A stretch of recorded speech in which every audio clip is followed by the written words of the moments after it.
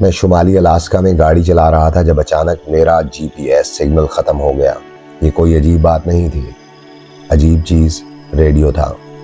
پہلے صرف سٹیٹک آواز آ رہی تھی، وہی جو عام طور پر تب آتی ہے جب کوئی اسٹیشن نہ مل رہا ہو۔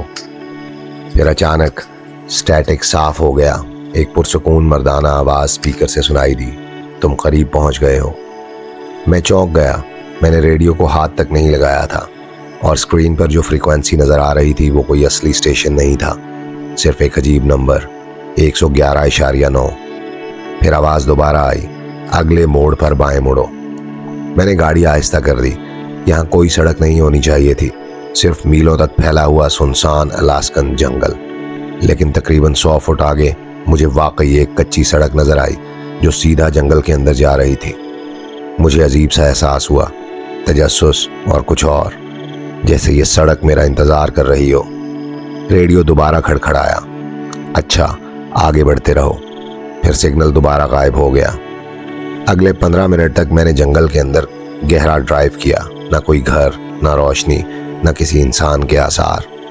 پھر اچانک درخت ختم ہو گئے اور میں نے اسے دیکھا، ایک چھوٹی لکڑی کی عمارت جو ایک کھلی جگہ میں اکیلی کھڑی تھی، اس کے ساتھ ایک لمبا زنگ آلود ریڈیو ٹاور آسمان تک جا رہا تھا۔ پینٹ اتر چکا تھا، روشنیوں میں سے زیادہ تر ٹوٹی ہوئی تھی، عمارت بالکل سنسان لگ رہی تھی۔ لیکن اسی لمحے میرے ٹرک کا ریڈیو اچانک بالکل صاف ہو گیا، وہی آواز دوبارہ سنائی دی، اسٹیشن 111.9 میں خوش آمدید۔ میں گاڑی سے باہر نکلا، ٹھنڈی ہوا درختوں میں چل رہی تھی، اور تب میری نظر ٹاور پر گئی۔ اس کی سرخ وارننگ لائٹس چل رہی تھی، آہستہ، مسلسل۔ اس کا مطلب صرف ایک چیز تھا، اسٹیشن میں اب بھی بجلی تھی۔ لیکن جو نقشہ میں نے پہلے دیکھا تھا اس کے مطابق اس علاقے کا آخری ریڈیو اسٹیشن 1987 میں بند ہو گیا تھا، اور اس کی پوری ٹیم اسی رات میں غائب ہو گئی تھی۔ ٹرک سے باہر نکلتے ہی مجھے عجیب خاموشی محسوس ہوئی، جیسے ہوا بھی رک گئی ہو۔ کھلی جگہ میں صرف ایک آواز تھی، میرے اوپر کھڑے ریڈیو ٹاور کی۔ اس کی سرخ روشنی آہستہ آہستہ جل اور بجھ رہی تھی، سرخ روشنی، اندھیرا، سرخ روشنی، اندھیرا۔ میں نے مڑ کر اپنے ٹرک کی طرف دیکھا، ریڈیو اب بھی چل رہا تھا، اور وہ آواز دوبارہ سنائی دی، لیکن اس بار وہ مجھ سے بات نہیں کر رہی تھی۔ وہ ایک براڈ کاسٹ لگ رہا تھا، پرسکون، پیشہ ورانہ، بالکل کسی پرانے رات کے ریڈیو ہوسٹ کی طرح۔ یہ ہے اسٹیشن 111.9، شمالی علاقے سے براہ راست نشریات۔ آج کی نشریات ان لوگوں کے نام جو کبھی گھر واپس نہیں پہنچے۔ میرے جسم میں سرد لہر دوڑ گئی۔ پھر آواز نے نام پڑھنا شروع کیے، آہستہ آہستہ، ایک ایک کر کے۔ پھر مختلف آوازیں سنائی دینے لگیں، مردوں کی، عورتوں کی، کچھ نوجوان، کچھ بوڑھے۔ ہر آواز ایک ہی جملہ کہہ رہی تھی، کیا تم مجھے سن سکتے ہو؟ ریڈیو دوبارہ کھڑکھڑایا، ایک اور آواز سنائی دی، لیکن اس بار میری حالت خراب ہو گئی۔ وہ آواز خوف زدہ تھی، سانسیں تیز۔ ہیلو، اگر کوئی ہمیں سن سکتا ہے تو براہ کرم ہماری مدد کرو۔ سگنل ایک لمحے کے لیے بگڑ گیا، پھر وہ آدمی دوبارہ بولا، ہم اسٹیشن کے اندر پھنس گئے ہیں، باہر کوئی چیز ہے جو… اچانک نشریات رک گئی، ریڈیو دوبارہ سٹیٹک سے بھر گیا۔ میں دروازے کے پاس ساکت کھڑا تھا، پھر وہی پرسکون ہوسٹ کی آواز واپس آئی۔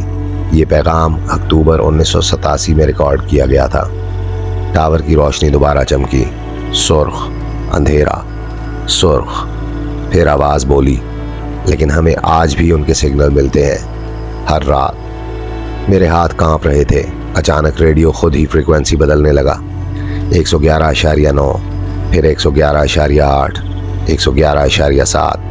ہر فریکوینسی پر مختلف آوازیں سنائی دے رہی تھی، کسی کی چیخ، کسی کی مدد کی پکار، جیسے وقت میں قید آخری لمحات۔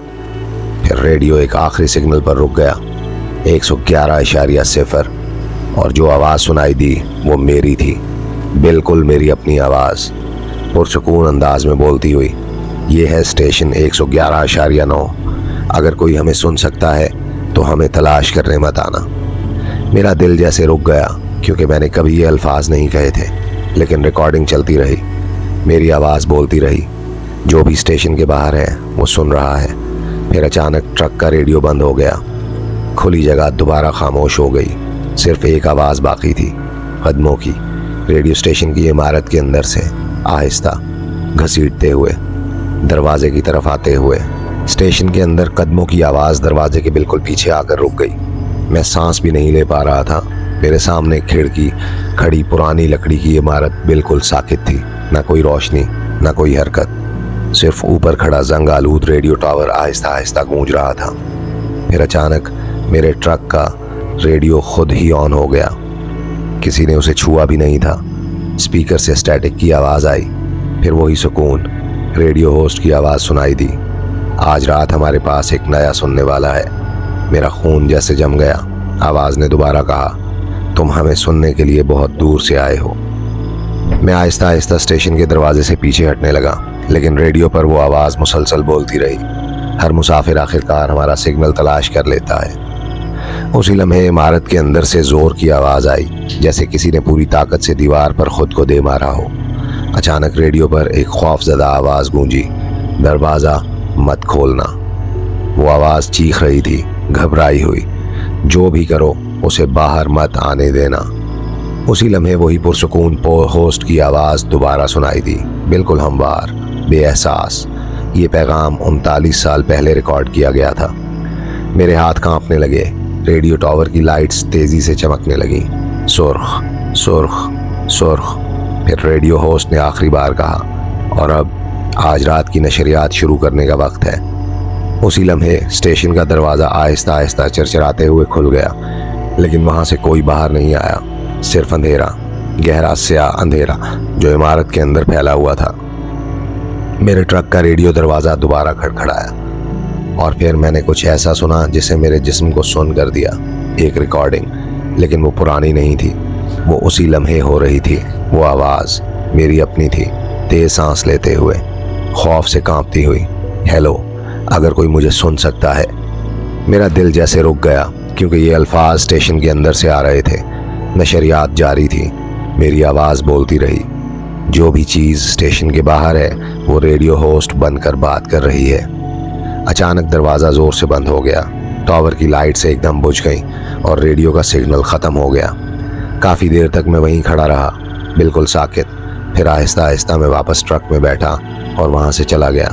मैंने कभी किसी को इस जगह के बारे में नहीं बताया, लेकिन कभी कभी रात के वक्त जब मैं गाड़ी चलाते हुए रेडियो स्टेशन बदलता हूँ, मेरा रेडियो अचानक एक ही फ्रिक्वेंसी पर रुक जाता है और वो पुरसुकून आवाज़ दोबारा सुनाई देती है। स्टेशन 111.9 में दोबारा खुशामदीद।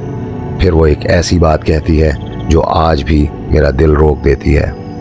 आज रात की नशरियात हमारी नई आवाज़ के नाम है। और फिर मैं अपनी ही आवाज़ सुनता हूँ, कहीं बहुत दूर से, उसी स्टेशन के अंदर से, अभी नशर होती हुई, अब भी मदद मांगती हुई।